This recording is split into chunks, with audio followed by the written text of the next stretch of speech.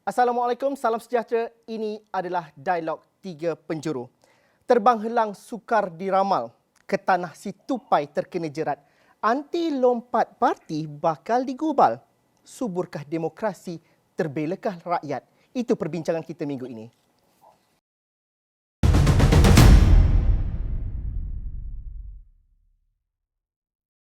Dialog Tiga Penjuru pada minggu ini bersama saya Zulfitri Yusof, hos anda. Kita bercerita mengenai bagaimana transformasi pentadbiran dapat dilakukan dengan kita mulakan mengenai penggubalan akta ataupun akta anti lompat parti. Saya bersama dengan Datuk Seri Azlina Osman, Ahli Parlimen Pengerang. Saya juga turut ditemani oleh Datuk Seri Akbar Sata, Presiden Persatuan Pemeriksaan Fraud Bertauliah Cawangan Malaysia. Dr. Muhammad Taufik Yaakob, Pensyarah Kanan Universiti Melaya dan juga penganalisis politik, turut bersama dengan kami dalam Dialog Tiga Penjuru pada minggu ini. Saya mulakan dengan Datuk Seri Azlina Osman. Senario lompat parti tidak adil kepada rakyat. Dan juga kalau kita lihat bagaimana ianya penting untuk dilaksanakan sekarang. Malah ianya termaktub dalam MOU yang dimeterai oleh kerajaan dan juga Pakatan Harapan pada minggu lalu, di mana ini perlu dilakukan segera sebelum tahun mesyuarat parlimen pada tahun hadapan. Bagaimana senario dan juga gerak kerja kehadapan tu, bagaimana kita nak fahami, Datuk Seri? Terima kasih. Walaupun dalam kesempatan masa ni saya tak dapat ke studio disebabkan oleh COVID dan sekarang ni sidang parlimen. Jadi terima kasihlah atas soalan tersebut. Sebenarnya isu lompat parti ni bukan benda yang baru berlaku di Malaysia. Dah lama. Saya rasa daripada tetamu Datuk Seri Akbar dan juga Dr. Muhammad Taufik, panelis pada hari ini pun memang tahu bahawa ini perkara yang memang dah berlaku pada dulu. It always happened since before. Perbezaan dia ialah kerajaan campuran lah semenjak PRU 14. Yang mana keadaan agak lebih dinamik. Kerana pembentukan kerajaan itu disebabkan oleh perkara 40-43 perlembagaan yang menyebabkan senario simple majority ataupun razor thin sharp majority itu berlaku di segi even 1 MP. Itu sebabnya isu yang berlaku ialah disebabkan oleh cabaran PRU 14 that makes it different daripada dulu. Dan kedua ialah kerana kita tahu di segi perlembagaan lompat parti dibenarkan. PRU 10. Dan bagi saya cabaran akan datang ialah PRU 15. I think we have to ambil daripada pengalaman PRU 14 ni dengan kerajaan pada hari ini, pertukaran yang berlaku. Cabaran yang paling besar daripada pengundi lah, pada rakyat. Datuk Seri menyebut bahawa lompat parti ini bukan perkara baru. Seingat saya yang baru mengundi pada tahun 2008, ianya juga berlaku. Time tu orang politik kata inilah sebahagian daripada indahnya suburnya demokrasi. Namun Datuk Seri juga mengakui bahawa situasinya berbeza selepas PRU ke-14. Bagi Datuk Seri sendiri, adakah ini situasi sudah tergantuk baru nak mengadah dan kita mesti lakukan sekarang, ataupun bagaimana? Bagaimana pendirian Datuk Seri Azlina? Well, kalau kita tengok di England, saya rasa Datuk Dr. Akbar dengan Dr. Taufik can verify. Party hopping is considered allowed, in some countries. It's allowable dalam Westminster system. Tapi berbeza dia di UK sebagai contoh. You have a fixed term parliament di mana your period of election, the cycle is 5 years. You don't simply move that 5 years to be a shorter year. Maknanya tak adalah daripada 5 years untuk pilihan raya, kita pendekkan pada 3 tahun, we pull the plug and then there's a general election. It doesn't work that way. So bila dia move, bila wakil rakyat bergerak, it can be also done on issues. Not only disebabkan jabatan. Contohnya, terminologi yang saya selalu pakai, crossing of the floor. Crossing of the floor ni bila dalam Dewan, ahli parlimen dalam Dewan ini ada banyak immunity. You are protected by the constitution. Apa yang saya bahas di dalam Dewan tak boleh disaman kecuali dalam benda-benda yang tertentu saja. Maknanya sebagai orang parti, kalau saya undi for or against, parti tak boleh disiplinkan saya. That is the scenario. Sebab dalam Dewan, kebebasan ahli parlimen itu dijamin oleh konsep of demokrasi. Itu ujian yang utama. Tetapi disebabkan kursi itu bergerak sekali di segi kiraan on 114, 112, 113 yang menyebabkan the mekanisme ni perlu kita control lebih lah. Maknanya the rules of the game ni kena berubah sikit. You kata orang putih, you you taper it a bit, bukan menghalang. And kita menyentuh pada kebebasan. Betul, bagaimana dengan rakyat yang mahukan kepastian? You keep talking about freedom, but what about majority of rakyat wants their life to go on? Dan kita di Malaysia berhadapan dengan COVID, and COVID was one challenge. Now, jangan cakap pasal lompat parti. My biggest anger sebagai mantan Timbalan Speaker ialah penutupan parlimen lebih daripada 6 bulan. I cannot accept, no matter apa justifikasi, you cannot close down parlimen. Lepas tu select committee tak boleh ada mesyuarat. And select committee is an oversight body. Kami yang 220 ahli parlimen yang ada, takkanlah 6 bulan tak bekerja jaga kawasan, nak tanya pasal vaksin, nak tanya pasal ni, nak tanya pasal tu. So this is why we have to go back kepada basis kita sebagai sistem yang ada dalam negara kita. Apa yang kita nak daripada election ni? Apa yang rakyat nak? Kita nak memilih wakil rakyat. Parlimen dan DUN, fine. Lepas itu kita bentuk kerajaan. Then what do we want? We want the country to run. So kenalah ada perubahan di segi undang-undang supaya keadaan tak kelang kabut macam yang berlaku dalam negara kita. Tak pernah lah dalam sejarah kita boleh tukar Perdana Menteri. I'm like, seriously? And as of kita bercakap sekarang, katakan besok lusa ada 2-3 yang nak bergerak. Tak banyak, dia perlu 4 MP je. What is going to happen? How are we going to survive? How, macam mana pelabur nak letak duit? I mean, democracy is one thing lah. All I'm saying is that the law allows us, undang-undang benarkan kita wujudkan satu sistem mekanisme yang lebih ketat supaya kita lebih berlaku adil kepada rakyat khasnya sebagai pengundi. That's all I'm saying. Nothing more, nothing less. Dr. Taufik, adakah dengan adanya Akta Anti Lompat Parti ini, bagaimana bentuknya itu nanti kita boleh dibincangkan, akan menjamin kestabilan dan rakyat merasakan undi yang mereka hantar di kotak undi pada pilihan raya umum itu terbela dan juga benar-benar dapat diangkat dengan baik?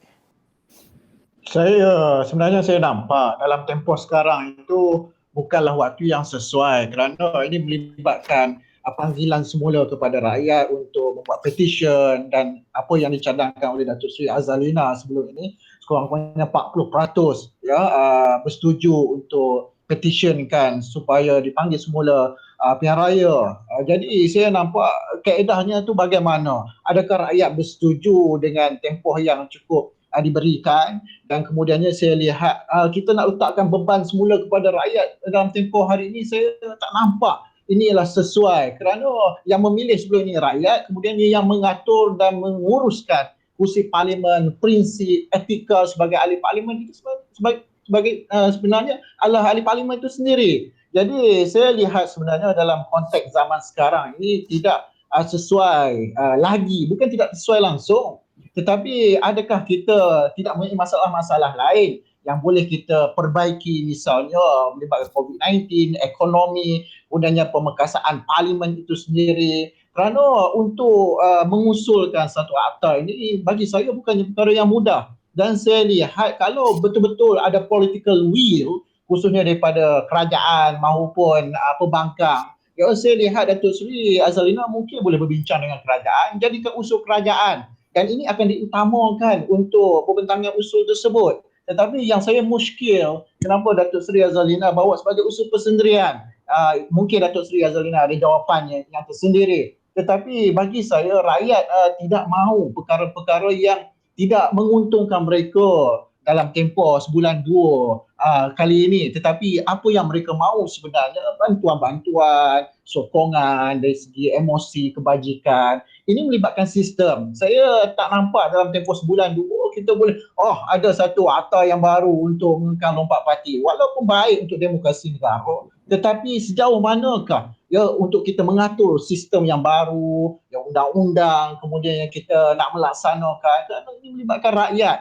Rakyat semakin lama semakin bosan dengan politik negara dan mereka kalau keluar mengundi pun mereka mengundi sekali. Tapi apabila dipanggil semula untuk buat petition, kaedah mana, pendekatan apa yang kita nak gunakan, saya nampak ini bukanlah satu perkara yang boleh kita segerakan. Itu yang pertama. Dan yang kedua, saya lihat sudah lama masalah lompat parti ini berlaku di negara kita. Sejak tahun 1961 di Terengganu, kemudian di Kelantan, sehingga berubahnya kerajaan Dan selepas itu kita ada kerajaan perikatan, kerajaan barisan nasional, Pakatan Harapan. Tetapi kenapa sekarang? Kenapa tidak sebelum ini? Adakah kerana kedudukan ahli-ahli parlimen tidak menentu hingga boleh menggugat jawatan mereka? Jadi persoalan-persoalan ini sebenarnya saya lihat adakah mampu dijawab oleh ahli-ahli parlimen ataupun sekadar hanya untuk menyelamatkan kerusi ataupun kerajaan yang ditadbir oleh mana-mana parti apabila bertukar daripada sebuah kerajaan kepada kerajaan yang baru. Saya serahkan semula kepada Datuk Seri Azalina apabila Dr. Taufik kata dia muskil kenapa Datuk Seri bawa ini sebagai usul peribadi bukannya usul kerajaan, satu. Dan juga saya juga agak keliru apabila Dr. Taufik mengatakan bahawa petition itu perlu diberikan kepada rakyat semula. Mungkin ada dua perkara yang berbeza berlaku sekarang ini antara anti lompat parti dan juga rang undang-undang pemecatan ahli parlimen. Mungkin kita dapat fahami situasi yang sebenarnya, Datuk Seri Azalina. Oh, I think Dr. Taufik mungkin terlepas pandang bahawa cadangan Akta Lompat Parti ini datang pada kerajaan. Bukan saya. Bila kerajaan sign MOU, Perdana Menteri ke-9, ada tertulis dalam MOU nak wujudkan Akta Lompat Parti. I'm a lawyer, so I read details very well. Masa Perdana Menteri ke-8 yang berhormat Pagoh menawarkan penyelesaian di depan kaca televisyen kepada rakyat, bukan tidak dia menimbulkan tentang Akta Lompat Parti. Datang daripada mulut kerajaan, bukan daripada mulut saya sebagai ahli parlimen pengerang. Kerajaan katakan Akta Lompat Parti. Bila saya tengok order paper Dr. Taufik, order paper parlimen yang keluar kepada kami tak ada langsung Akta Lompat Parti. Tapi kerajaan sign MOU dengan Pakatan Harapan beritahu sebelum Julai 2022 kan adanya beberapa perubahan yang nak dibuat oleh kerajaan. Okey, fine, itu kuasa kerajaan. Saya ni sebagai mantan Menteri Undang-Undang, juga timbalan speaker yang mantan, memang tak ada kerja cari kerja, memang seronoklah buat undang-undang sendiri. Sebab saya percaya kalau kerajaan buat lompat parti ni undang-undang, saya khawatir apa yang Dr. Taufik cakap betul. Hanya penalize wakil rakyat kerana dia lompat is not fair. Pucat kacir. Sebab satu senario lompat, dua senario kena pecat. Senario ketiga gabungan kerajaan. Kalau dia gabung, it's not fair. Sebab bila menang atas kerusi A, dia nak bentuk kerajaan, dia gabung dan dia keluar 5 orang, 10 orang. That is also boleh didefinekan sebagai lompat. Jadi apa yang saya cadang, hanya cadangan pemecatan ahli parlimen dalam senario tertentu. Saya cadang pada kerajaan referendum supaya tak payah bazir by election. Itu saja. Seperti yang mana semua tahu tentang RUU 355 masa yang Berhormat Marang bawa ke parlimen. Bacaan pertama saja, betul tak? Lepas tu kerajaan took over the bill. Jadi saya buat yang sama. Saya menawarkan pada kerajaan, kalau buat Akta Lompat Parti, kerajaan kena ikatkan sekali dengan satu sistem mekanisme yang saya cadang sebagai pemecatan ahli parlimen dalam senario tertentu. Termasuk wakil rakyat yang tak datang parlimen. Ramai wakil rakyat tak datang parlimen. Lepas menang semua gaib. Sebelum menang, janji bulan, bintang, langit, matahari dah menang hilang. Telefon pun kena marah dengan wakil rakyat. You tell me, is that fair? Okay, tak kisahlah. Jadi saya sebenarnya hanya mencadangkan. Saya nak minta kerajaan bagi saya kebenaran untuk buat bacaan pertama saja. Masukkan dalam order paper. Itu saja saya minta. Lepas itu AG ambil balik dokumen tu dengan Menteri Undang-Undang, dengan mesyuarat kabinet, bincanglah. Referendum 40% ke, 20% ke, 15% ke, 5% ke, terpulang. But do something. Jangan cakap Akta Lompat Parti may sign MOU, satu akta pun tak ada drafting. Oh, that's all I'm doing. Apa yang salah saya buat? Okeylah, mungkin beza dia ialah selalu orang ingat ahli parlimen Barisan Nasional ni selalu tak nak buat kerja macam ni kan. Tapi for me, kalau kita ada kemahiran, kepakaran, kenapa kita tak nak banyakkan private members bill dalam Malaysia? Kenapa mesti parlimen ni macam jabatan kerajaan? Semua kerajaan pohon je boleh. Di negara luar, Canada, New Zealand, Australia, UK, ahli-ahli parlimen dia buat undang-undang sendiri, Fauzi. Macam-macam undang-undang dia buat. Terpulang pada kerajaan terima ke tidak. Tetapi kalau kita nak parlimen kita demokrasi, berparlimen, demokrasi, menetapkan kepada kuasa rakyat semak dan imbang, takkan ahli parlimen tu duk main cop undang-undang saja macam pejabat pos. Takkan ahli parlimen tak boleh buat undang-undang. Takkan menimbulkan syak wasangka kerana ahli parlimen buat undang-undang. I mean, kita masuk tahun 2021, tahun depan 2022. We have to be very open that the world is changing. Itu saja pandangan saya. Terima kasih. Datuk Seri Akbar Sata, kita bercerita mengenai ketelusan transformasi parlimen dan juga undang-undang yang telus ini dari dahulu lagi. Sebelum PRU 14, kita bercerita mengenai anti lompat parti ini juga yang diperjuangkan oleh Datuk Seri Akbar Sata ketika dahulu. Adakah ini masanya yang sesuai? Kita nampak ada keterbukaan, adanya MOU untuk melaksanakan. Susah tak kalau kita nak melihat perkara ini berlaku dalam masa sebelum Julai 2022? Apa halangan ataupun apa cabaran yang bakal menanti untuk ia direalisasikan? Terima kasih Zul. Yang sebenarnya tugas ahli politik adalah sudah tentu. Apabila dia bertanding, tujuan utamanya adalah untuk membantu rakyat. Tetapi di Malaysia ni kita dapati bahawa untuk membantu rakyat ni agak kurang sebab kita banyak politiking. Jadi oleh kerana masa dekat ini kita dapati bahawa telah banyak berlaku lompat-lompat parti ini disebabkan oleh boleh dikatakan nak rebut kuasa dan jawatan. Jadi itu merupakan satu perkara yang kita fikir bagi jangka masa panjang, terutama sekali dari politik Malaysia ini kita perlu ada akta lompat parti. Masalah utama ialah dari segi apabila lompat parti ini kita memberi wang. Kerana agak sukar untuk SPRM untuk menyiasat sebab dengan tiadanya akta ini sudah tentu orang yang lompat itu dan pemberi dan juga penerima tidak akan datang kerana ia merupakan satu situasi win-win situation. Jadi ini merupakan satu sebab yang kita perlukan supaya, tapi kita kena ingat bahawa akta lompat parti ini kita kena beri definasi-definasi seperti yang YB mengatakan bahawa yang terperinci dan juga tujuan-tujuan tertentu. Dan yang kedua, kita juga boleh ambil iktibar di negara lain yang mana akta lompat parti ini tak semestinya kita ada pilihan raya. Ada juga model-model yang mana dinyatakan bahawa apabila seseorang itu lompat parti maka tempatnya akan diganti oleh ahli parti itu, mungkin orang paling kanan. Contohnya jika sekiranya ketua bahagian adalah seorang menteri, dia resign, mungkin jawatan ahli parlimennya dipegang oleh timbalan ketua wakil dan sebagainya. Itu banyak model yang kita boleh ikut. Jadi sudah tentu ini akan memberi suatu perkara yang baik sebab kita kena ingat politik di Malaysia ni adalah berbeza dengan negara lain. Sebab saya minta maaf di sini, kebanyakan daripada ahli politik yang masuk bertanding ini adalah nak kaya. Jarang yang nak tolong masyarakat. Tujuan mereka adalah nak kaya, popular dan sebagainya. Jadi itu merupakan satu mindset yang agak sukar untuk kita tukar.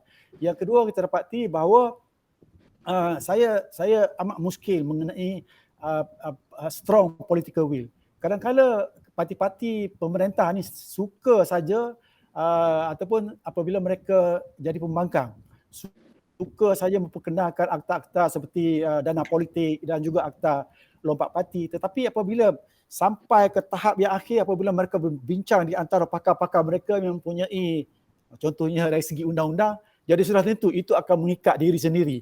Jadi kebanyakan daripada mereka akan memberi, ini agak sukar untuk mendapatkan 2/3 sebagainya, walaupun ini tak ada kena-mengena, ada kena-mengena dengan perlembagaan. Jadi ini merupakan satu perkara yang kita nak lihat kepada terutama sekali Perdana Menteri yang betul-betul ada political will yang mana beliau berkhidmat ini bukan kerana parti dan juga untuk kuasa, mengekal kuasa beliau, tetapi khidmat beliau ini walaupun tak popular memperkenalkan juga apa saja untuk kebaikan rakyat, demi rakyat dan bukan kepentingan ahli politik.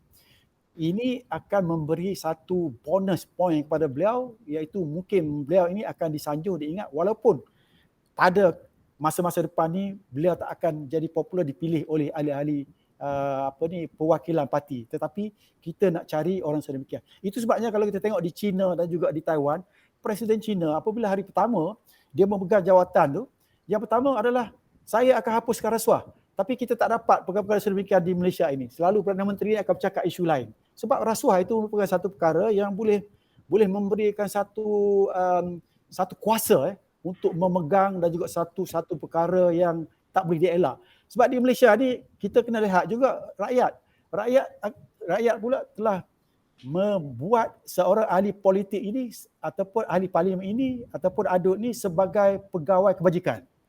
Kalau kita pergi, saya daripada Kelantan contohnya, kebanyakan daripada orang-orang kampung ni sebelum datang ke Kuala Lumpur ke, nak kahwin ke, baik kimoto ke, mereka akan pergi berjumpa dengan wakil rakyat. Jadi ini merupakan mindset yang saya fikir, kalau saya agak-agak lah, saya dah bercakap mengenai integriti ni semasa saya di BPR lagi 18 tahun dan dengan Transparency International lebih kurang 37 tahun. Saya duk fikir-fikir nak tukar mindset ni seperti yang nyatakan oleh YB tadi, masyarakat kita ni. Saya rasa kemungkinan kita perlukan 101 tahun lagi lah YB.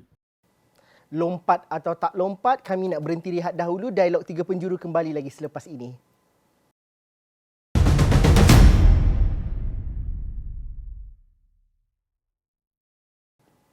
Dialog Tiga Penjuru pada minggu ini kita bercerita mengenai penggubalan Akta Anti Lompat Parti. 3 panel bersama dengan saya. Kita teruskan dengan, dan apabila kita mendengar orang ahli Dewan Rakyat ataupun ahli-ahli politik lompat parti, mereka akan kata, oh ini dilakukan demi rakyat. Tapi apabila kita hari ini mengatakan bahawa kita nak gubal dan itu sudah pun dimeterai perjanjiannya, adakah pada pandangan Datuk Seri Datuk Seri Abbas Sattah, ianya perlu disekalikan dengan transformasi dan juga reformasi yang lain? Kerana kita tidak boleh sampingkan akta dana politik contohnya. Kerana nak tak nak kita perlu akui juga apabila lompat parti ada juga habuan dan juga janji yang diberikan. Bagaimana kita melihat ia bersangkut paut antara satu sama lain? Sudah tentu. Kita dapati bahawa dalam perjanjian tu tidak ada akta dana politik. Sedangkan semasa Barisan Nasional memegang pemerintah dulu, sudah ada satu jawatan kuasa konsultatif. Saya juga salah seorang daripada panelnya. Dan sudah ada model, kita banding seluruh dunia kan. Sama ada dana untuk memberi kepada ahli politik adun dan sebagainya daripada wang kerajaan ataupun daripada swasta telah ditetapkan. Tetapi kita dapati bahawa apabila PH mengambil alih YB, iaitu 2018, mereka pun buat tak tahu saja kepada cadangan-cadangan yang dibuat oleh pakar-pakar lah, kebanyakan pakar terdiri daripada. Jadi itu saya nyatakan di sini bahawa political will di antara ahli-ahli politik kita, sama ada dia orang-orang yang memerintah ataupun pembangkang, saya tak tahu apa niat dia untuk memegang jawatan itu. Jika sekiranya niat mereka adalah demi negara, memikir rakyat, seperti nyatakan oleh doktor tadi, sudah pasti kita ketepikan masalah-masalah rasuah ini, pastikan hijau untuk rakyat. Jadi kebanyakan daripada ahli politik sekarang itu bergaduh sama sendiri. Kebanyakan daripada masa 90% mungkin bergaduh dalam parlimen, bergaduh di luar parlimen, politik sebagainya. Bila kita akan jaga rakyat? Rakyat susah. Di zaman-zaman COVID ni lagi, kita dapati bahawa rakyat pun dah marah dan sebagainya. Jadi sudah tentu ini kita perlukan satu Perdana Menteri yang betul-betul ikhlas, yang betul-betul nak menjaga negara, yang kita tak mahu seorang Perdana Menteri yang merupakan ahli politik, yang memikirkan setiap tahun 4 tahun sekali election. Kita perlukan negarawan yang memikirkan masa depan rakyat kita. Sebab kita kena ingat bahawa tangkapan SPRM daripada 2015 hingga 2020, budak-budak muda ni YB, 29, umur 29, doktor, 29 hingga 39 tahun, 53% adalah budak-budak muda. Jadi jika sekiranya isu ini kita duk bergaduh, kita tak cari masalah pokok yang dihadapi oleh masa depan yang jadi Perdana Menteri 10 tahun lagi ni, sudah tentu negara kita tak ke mana. Jadi kemungkinan besar ia akan lebih teruk lagi seperti yang generasi kita ada sekarang. Saya nak bertanyakan kepada YB Datuk Seri Zalina, tapi saya tanya Dr. Taufik dahulu. Mudah tak rang undang-undang ini untuk diluluskan di sidang Dewan Rakyat sebelum Julai 2022? Ini perlu 2/3. Sudah pasti perlu pujuk juga ahli-ahli Dewan Rakyat yang lain supaya ini dijadikan ketetapan dan juga konsensus bersama. Tidak keterlaluan dikatakan tidaklah majoriti, ramai di dalam Dewan Rakyat itu juga ada pengalaman lompat parti juga. Justru apa mekanisme yang terbaik untuk memastikan ini dapat dilakukan dengan baik pada pandangan Dr. Taufik? Dia akan menjadi mudah sekiranya akan dapat sokongan daripada kedua-dua belah pihak. Dan kita lihat sebahagian ahli-ahli parlimen sendiri pun ada pengalaman lompat parti. Sudah pasti sudah ada matlamat yang mereka telah capai. Tetapi adakah mereka akan membina jerat di hadapan mereka sendiri untuk tidak bergerak kepada parti yang lain sekiranya keuntungan atau kelebihan yang mereka ada sekarang itu habis hilang begitu saja. Tetapi apa yang saya dapat lihat, kalau betul-betul kita mahu lihat bahawa akta ini berjaya direalisasikan, kita perlu betul-betul ada political will seperti yang Datuk Seri sebut sebentar tadi. Dan saya sukalah dengan ketegasan Datuk Seri Azalina. Sepatutnya ketegasan tersebut ditujukan kepada kerajaan, bukan kepada saya sebentar tadi. Inilah sebenarnya yang perlu diangkat sebagai salah satu kaedah untuk kita menunjukkan bahawa kita nak lakukan. Tetapi kenapa hanya sekadar berada di atas memorandum tetapi tidak dibawa kepada usul-usul kerajaan. Dan saya cukup gembira dengan apa yang dilakukan oleh Datuk Seri Azalina. Itu sebenarnya menunjukkan beliau seorang negarawan yang mampu mengenepikan apa sahaja perbalahan pertikaian politik semata-mata untuk negara. Dan sukar atau tidak, saya melihat jalan itu berliku-liku, tetapi kita lihat tidak mustahil untuk kita realisasikan. Kerana apa? Kita sebenarnya berhadapan dengan pelbagai masalah yang besar hari ini. Sudah pasti rakyat menilai prestasi setiap ahli parlimen, kerana politik hari ini politik persepsi. Apa saja yang dilakukan oleh kerajaan atau pembangkang atau mana-mana ahli parlimen sekalipun, rakyat akan nilai dan rakyat akan menghukum ahli-ahli parlimen dalam PIU 15. Jangan biarkan rakyat itu bingung dengan keadaan politik negara. Kalau betul nak buat, yuk kita gunakan saluran yang tepat, cepat. Itu sebenarnya pilihan yang kita ada. Sebab saya lihat Datuk Seri Azalina dalam kerajaan, sepatutnya itulah suara yang perlu ditempatkan sebagai ahli parlimen, bawa usul tersebut, dan kerajaan perlulah bagi perhatian angkat perkara ini bagi menggambarkan apa yang nak dilakukan, perubahan, reformasi terhadap institusi parlimen ataupun kerajaan betul-betul dilaksanakan, bukan setakat hanya cakap kosong seperti Datuk Seri Azalina sebut tadi. Datuk Seri Azalina, mudah tak bagaimana cabarannya nanti nak memujuk 220 ahli parlimen ni untuk bersetuju dengan akta anti lompat parti ini? Kena betul-betul nanti ada yang terguris hati, ada yang teringat kisah lama. Jadi kalau saya ingat, kalau undi 18 dulu nak dapatkan 2/3, Syed Saddiq katanya dia pergi jumpa dengan semua ahli parti, merayu walaupun dapat kritikan. Anti lompat parti ini, bagaimana ini memerlukan juga kebersamaan seluruh ahli Dewan Rakyat? Adakah itu kiblatnya ahli-ahli Dewan Rakyat pada ketika ini? Sebenarnya it's very mudah kerana MOU dah sign. Transformasi politik itulah sebenarnya the key, kunci segalanya. Kalau MOU tak sign, transformasi tak ada, duit tak bagi kat Pakatan Harapan, saya rasa is a very accurate question or accurate concern. Sekarang ni, jangan lupa dokumen MOU, CSA, CSU. Dokumen tu kata apa? You have to read the document. Maknanya, the opposition may not support but they may not object. Tapi opposition mungkin abstain. Maknanya, sebenarnya MOU tu is a very important document untuk menggambarkan ceasefire daripada semua ahli parlimen atas titah yang di-Pertuan Agong. Sebabnya kita tak wujudkan VOC, vote of confidence, seperti Perdana Menteri cakap. VOC, vote of confidence ni mungkin titah tuanku, dan saya rasa macam tulisan saya, ingat tak? Saya kata very rare untuk titah diraja tu ditolak oleh ahli parlimen. Mereka mungkin akan mengkritik konten yang dirangka oleh kerajaan, tetapi mereka tidak akan undi menentang. Itu satu premis lah VOC, titah yang di Pertuan Agong. Kemudian kita ada bajet pada bulan-bulan yang akan datang. Tak, saya sini kita ada RM12. RM12 saya rasa pun takkan ditolak kerana RM12 tu adalah untuk ekonomi kita dalam 5 Malaysia Plan. Kemudian kita ada bajet. Bajet, bulan bajet yang akan berlaku, yang perlunya perbelanjaan, NHS funding, itu dalam MOU telah ditertakan. Dan akta lompat parti, kemudiannya Perdana Menteri terma 10 tahun, macam-macam ditulis. Ada. Jadi isu dia sekarang ialah, you must remember, MOU antara kerajaan dan parti pembangkang. Bukan kerajaan dengan semua ahli parlimen. Jadi kesimpulannya ialah, kalau kita nak buat pindaan pada perlembagaan, yes, kita perlukan 2/3. Kalau kita nak buat perangkaan kepada undang-undang yang biasa, is just simple majority, dia tak payah 2/3. Tetapi to get that amount, saya confident dengan adanya MOU ni, I'm very confident 2/3 yang diperlukan di segi pindaan perlembagaan, saya percaya boleh dicapai sebab 2/3 sekarang with the numbers yang kita ada ialah 146, 147. You can get the amount, it's not a problem. Tapi betul lah macam Dr. Dr. Taufik dengan Dato' Sri Akbar cakap, there must be a political will.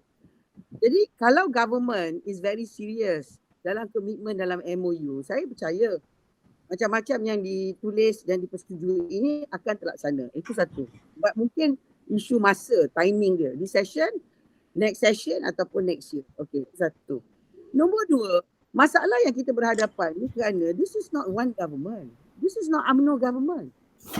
This is kerajaan campuran. Ialah gabungan. Saya ni sebenarnya hanya salah satu daripada geng 44 di belakang tu. Kami backbencher.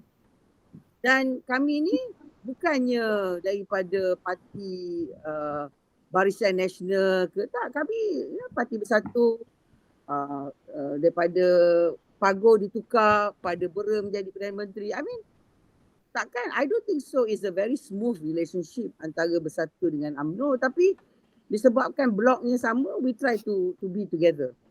Tetapi we are professional politician lah, maknanya based on issue, we may agree to disagree, kita mungkin boleh bawa, tapi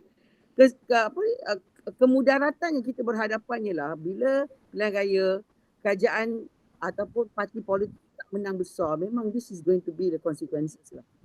Inilah kesan kerajaan campuran. Kita betul-betul tak tahu what's going to happen in tomorrow. Betul. Every day ada negotiation. Sebab kerajaan campuran tu bererti dia tak ada satu parti yang berkuasa. Dan kita tak boleh terima, tak boleh menafikan bahawa blok yang ada boleh bertukar blok. Blok yang baru boleh masuk, anything can happen right now. Sebab what you need now is just the number of 220 divide by 2. We're talking about berapa? It's not, bukannya nombor yang besar. 114 lawankan 105. Ya. We're talking about berapa? Ya. Dr. Akbar pun dah ketawa dah. Dr. Taufik pun tahu maksud saya kan. Saya ingat Minus 105. You know what it means kan? Ya. Anything can happen. Saya ingat YB kan, even kita ada pilihan raya pun saya ingat lebih kurang 50-50 jugalah kan. Itu kita bincang dalam sesi kemudian. Nanti kita lagi panjang lagi. Tapi Datuk Sri Azalina, ini MOU yang dimeterai dan konsensusnya, kita kalau rakyat yang mengundi nanti pun legalah, ahli parlimen boleh sepakat. Namun begitu, bagaimana transformasi perkara-perkara yang persepsinya tidak popular di kalangan parti Datuk Sri Azalina perlu diterjemahkan di kalangan semua peringkat parti. Kerana akhirnya itu nanti yang akan mengangkat satu iltizam politik itu menjadi lebih solid untuk diterjemahkan. Pada pandangan Datuk Sri. Tak tahulah, tengok Pejuang tak setuju. Warisan tak setuju. Bebas mungkin tak setuju. UMNO sendiri semuanya setuju? Kalau di bahagian, di cawangan. UMNO dipaksa setuju. Sebab Perdana Menteri dah UMNO. See? Beza kan? Bila Perdana Menteri UMNO, it's a different landscape banding dengan Perdana Menteri Bersatu. So I think this is what kematangan politik di Malaysia lah. Yang tak pernah kita sangka boleh ada kerajaan yang bukan majoriti daripada satu parti. So itu sebab mungkin lompat parti ni, akta lompat parti yang kerajaan nak buat ataupun pemecatan yang saya mencadangkan tu mungkin memberikan senario yang berbeza selepas ini pun kita tak tahu. We don't even know how. But I think rakyat is quite worried lah. Maksudnya nanti pemilihan parti UMNO semua tak ada masalah lah persetujuan lompat parti ni, Datuk Sri? Tu kena tunggu dan lihat lah. Okey, tiada jawapan pasti di situ. Tetapi Dr. Taufik, bagaimana kita nak melihat? Kerana rakyat mahukan perubahan yang jitu, yang benar. Kalau langkah ini, reformasi ini diambil, sudah pasti kita mengharapkan ini domino effect yang akan berlaku kepada cara berpolitik yang lain juga. Pada pandangan Dr. Taufik, bagaimana ini adalah permulaan ataupun satu asas yang baik untuk kita ubah cara politik kita pada hari ini? Ya, kita menuju sebuah politik yang matang. Apa sahaja yang baik untuk negara, saya rasa rakyat tidak akan menolak. Cuma bagaimana untuk kita mengisi kematangan politik itu dalam tempoh yang singkat. Misalnya Perdana Menteri telah menetapkan 100 hari ya, tempoh untuk menilai prestasi menteri-menteri kerajaan. Jadi dalam tempoh 1 hari, setakat hari ini kita lihat adakah ya telah mencapai KPI indikator yang diingini oleh Perdana Menteri, dan adakah wujud sentuhan ajaib daripada menteri-menteri sehingga membuatkan rakyat tu rasa terpegun dengan pentadbiran kerajaan hari ini. Dan saya juga lihat sebenarnya faktor komunikasi dan maklumat kepada rakyat itu masih lagi perlahan. Ya, misalnya apa yang nak dilakukan oleh kerajaan ataupun yang nak diusulkan oleh Datuk Seri Azalina, ya, perlu perincian dan perlu disegerakan roadshow kepada rakyat, nak menunjukkan bahawa inilah sebenarnya yang kita nak lakukan kepada sistem politik negara. Tapi saya tidak pasti ya, dan saya sendiri sudah lihat ya, rakyat tidak mendapat maklumat yang cukup tentang apa yang nak dilakukan oleh kerajaan, sama ada oleh Datuk Seri Azalina itu sendiri, kerana kita risau kalau rakyat mulai menjauhkan diri daripada politik negara, ya, ini akan menjadikan satu ketidaktentuan politik selepas PIU 15, dan kita tidak mahu ketidaktentuan politik ini akan menjadi ketidakstabilan dan menyebabkan rakyat itu sendiri akan berhadapan dengan kesukaran hidup dan tertanya-tanya siapakah kerajaan pada esok hari. Dan yang kedua yang saya ingin sentuh juga, tidak semestinya kita lihat dalam konteks ahli parlimen saja. Saya suka jika Datuk Seri Azalina selepas ini juga memasukkan adun-adun juga di negeri-negeri yang lain, kerana lompat parti ini juga berlaku di negeri-negeri.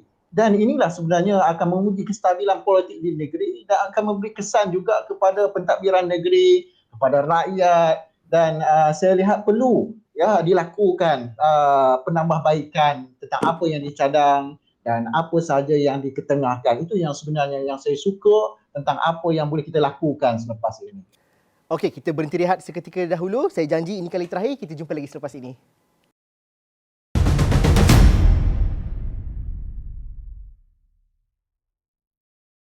Ini adalah blok terakhir Dialog Tiga Penjuru. Kita masih lagi bersama dengan Datuk Seri Azalina Osman Said, Datuk Seri Akbar Sata dan juga Dr. Muhammad Taufik.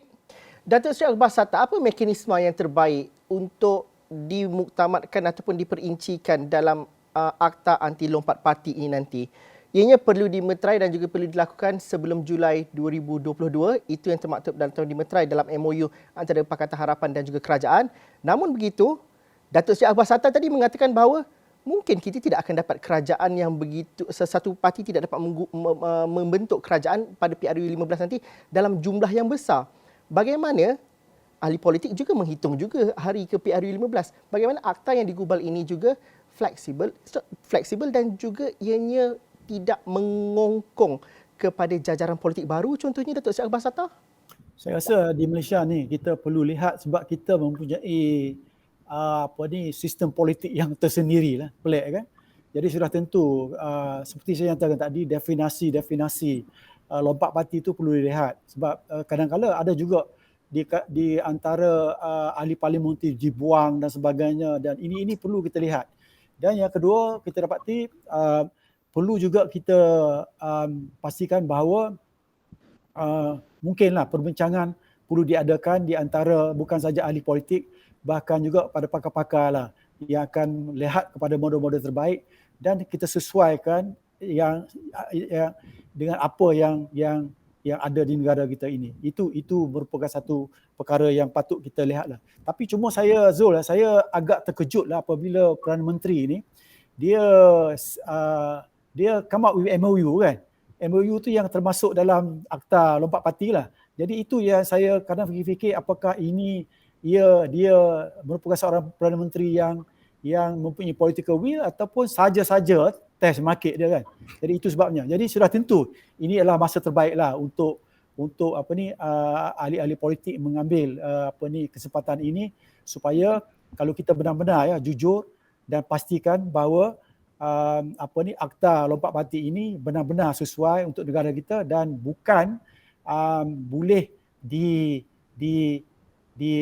digunakan sebagai kreativiti ahli-ahli politik untuk mencari jalan untuk melompat. Sebab ahli politik ni saya rasa dia orang ni bijak akan mencari jalan saja bagaimana untuk kita untuk lari daripada dikenakan tindakan yang seperti yang ada dalam akta lah itu.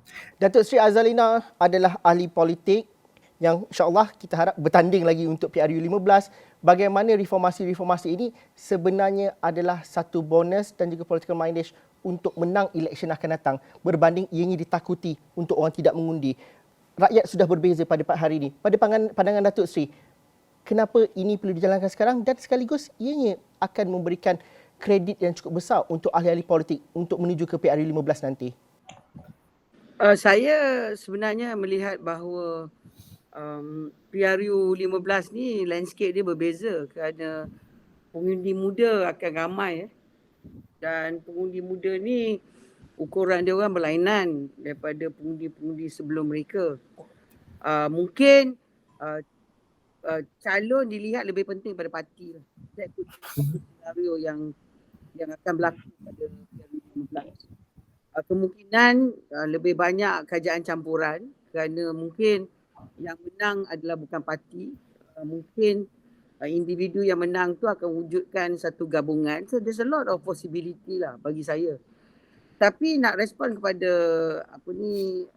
Dr. Taufik tentang akta pemecatan, saya dah buat roadshow dengan UMNO daripada Perlis ke Sabah, Pahang, Johor, Negeri Sembilan semalam.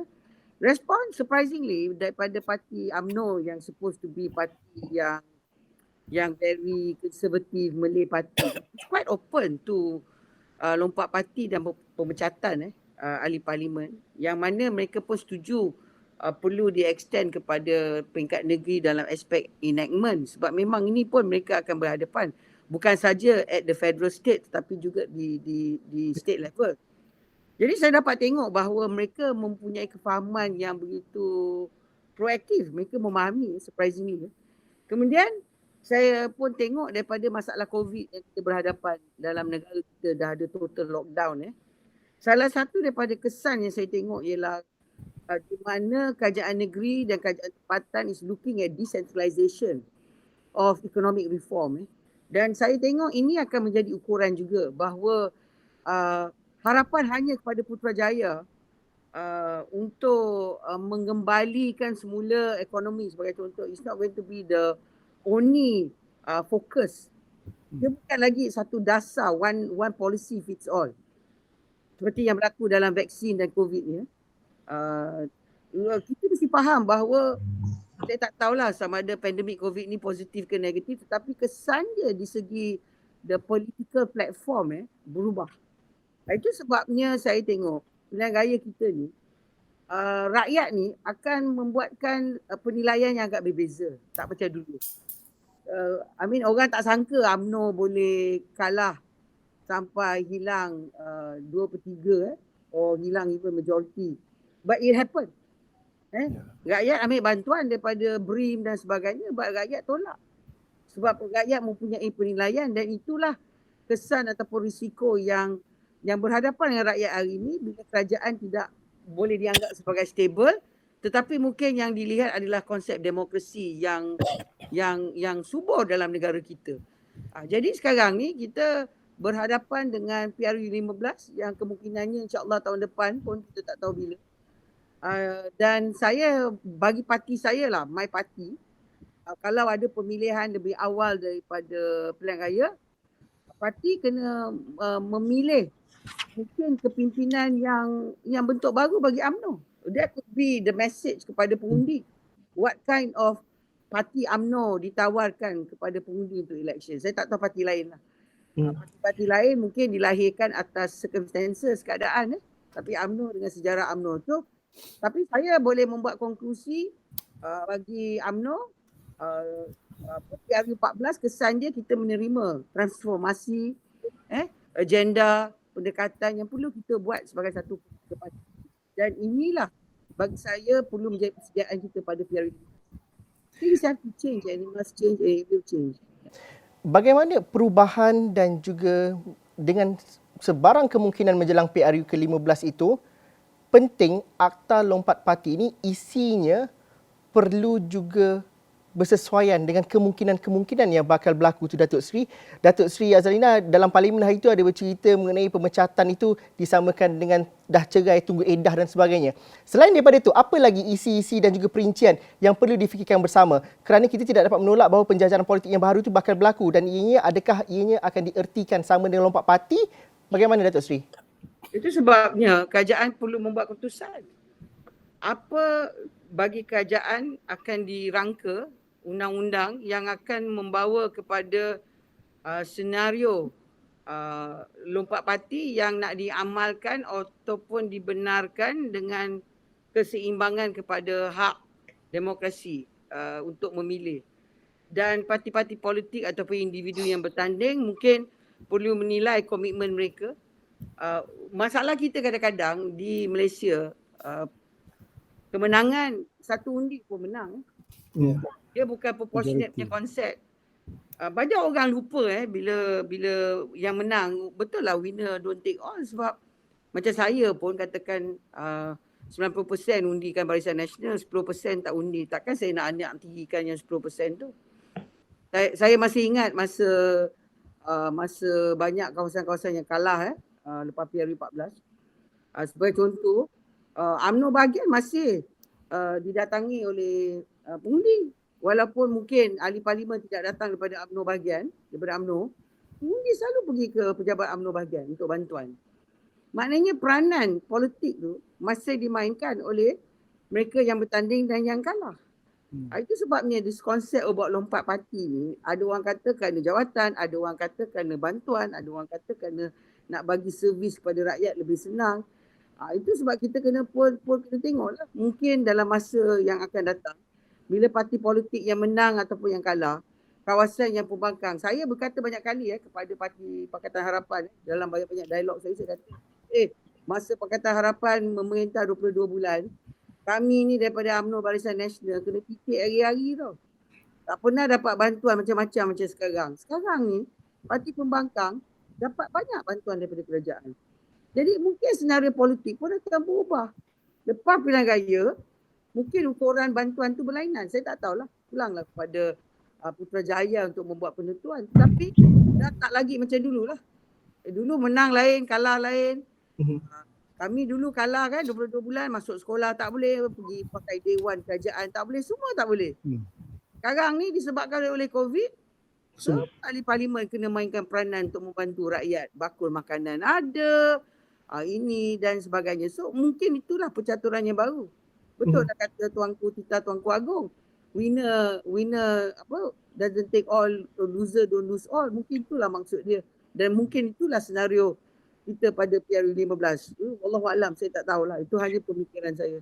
Mari kita tanya penganalisis politik. Lantai sokongan untuk meraih sokongan rakyat itu boleh dikatakan berada dalam satu lapangan yang sama pada ketika ini. Adakah itu situasinya Dr. Taufik, di mana rakyat melihat walaupun tempoh itu tidak panjang yang berbaki sehingga ke tempoh penggal pilihan raya yang akan datang, tetapi lapangan untuk meraih sokongan itu berada dalam satu situasi yang sama untuk blok pembangkang, blok kerajaan atau parti-parti yang lain. Adakah itu situasinya hari ini? Saya nampak sebenarnya kedua-dua blok dan parti-parti yang lain sebenarnya sedang berlumba-lumba dengan memperjuangkan isu yang sama untuk mendapat perhatian dan sokongan daripada rakyat. Kerana sudah pasti tak ada lagi isu-isu yang boleh dekat dengan rakyat, yang boleh diketengahkan dan untuk mendapat sokongan mereka. Misalnya sudah pasti isu yang paling penting iaitu politik perut, melibatkan rakyat, kebajikan rakyat itu akan menjadi perhatian setiap calon-calon dalam pilihan raya, dan rakyat juga akan suka sekiranya kebajikan mereka, kehidupan mereka dan kemudian masa depan negara itu diberikan fokus yang cukup jelas oleh mana-mana pihak yang inginkan menjadi kerajaan. Sudah pasti padang dan lapangan itu sama sekarang. Tetapi sudah pasti di pihak parti pemerintah mempunyai kelebihan kerana mereka mempunyai kuasa, mereka mempunyai wang, mereka mempunyai jentera, dan inilah sebenarnya yang perlu dilipat kali gandakan untuk menyaingi mana-mana parti politik lain dalam Dewan Rakyat. Dan saya lihat yang kedua yang paling penting, iaitu adakah usaha-usaha yang kita buat hari ini boleh memberi masa depan yang cerah kepada anak cucu kita selepas ini. Jangan kita disalahkan oleh anak cucu kita selepas ini kerana kita menyusahkan kehidupan mereka, kita merosakkan masa depan negara, dan anak cucu kita akan menyatakan bahawa inilah contoh beberapa ahli parlimen yang telah menconteng arang dan tidak menunjukkan semangat negarawan yang betul jitu untuk mentadbir negara. Datuk Seri Akbar Sata, kita ni rakyat, kita melihatlah apa yang berlaku di Dewan Parlimen, di sidang Dewan Rakyat tu, kita tengoklah nanti undang-undang itu bagaimana akan berlaku. Tapi bagaimana kita meletakkan penilaian kita untuk melihat keberkesanan dan juga menjadi realiti rang undang-undang anti lompat parti ini? Apa checklist yang kita perlu fahami dan juga perlu kita buat untuk memastikan ianya berada di paksi yang sebenarnya? Yang pertama sudah tentu kedua-dua parti political divide ini hendaklah ikhlaslah untuk mengadakan akta. Yang kedua sudah tentu kita pastikan bahawa tidak ada lompong-lompong iaitu weaknesses yang boleh diterokai lah oleh ahli-ahli politik dah. Yang ketiga sudah tentu ia akan memberi keuntungan kepada masyarakat bukan untuk ahli politik. Dan satu perkara lagi yang saya ingin tambah tadi iaitu mengenai sokongan iaitu kegiatan ahli-ahli politik kini sedang bergiat berjumpa dengan orang kampung sebagainya. Kita tak mahu iaitu kegiatan mereka ini hanya berjalan masa ini saja. Kerana itu merupakan satu perkara yang tak betul.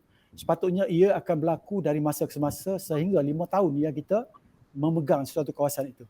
Itu yang hendak dilihat oleh masyarakat.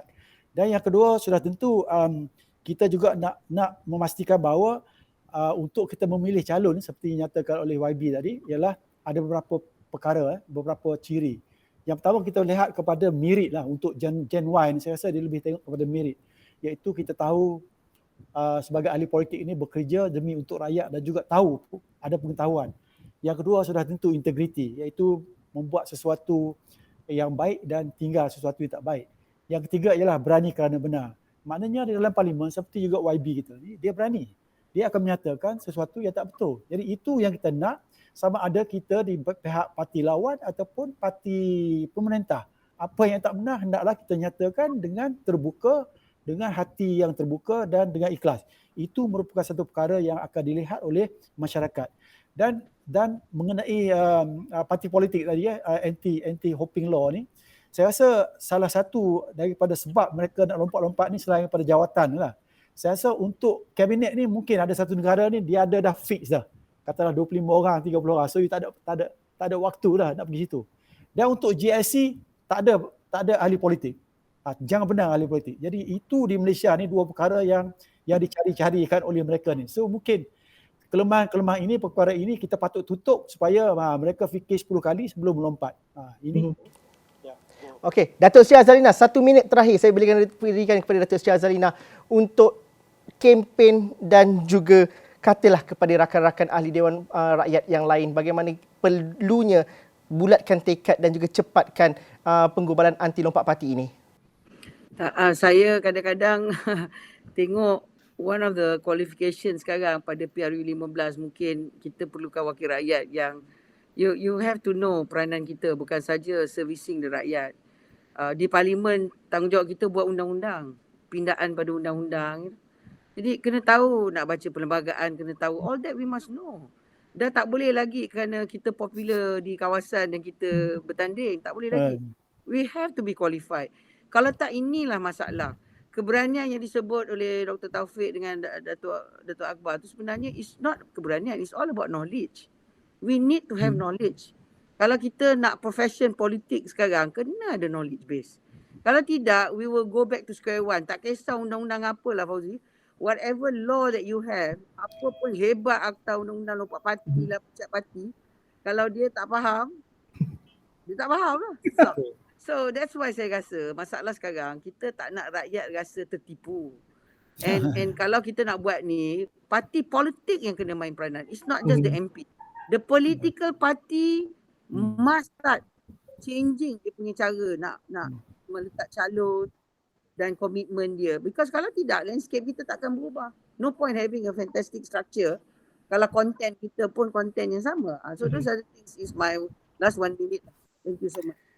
Dan saya harapkan perbincangan ini kita dapat teruskan di masa-masa akan datang. All the best Datuk Seri Azalina Osman, all the best juga Datuk Seri Akbar Sata, Dr. Taufik dan sebagainya. Terima kasih kerana berhujah pada minggu ini dan juga memberikan pandangan dan juga pandangan. Teruskan bersama kami dalam Dialog 3 Penjuru pada episod yang seterusnya. Ada pandangan dan cadangan, teruskan bersama kami di platform digital kami. Assalamualaikum dan salam sejahtera. Kita jumpa lagi.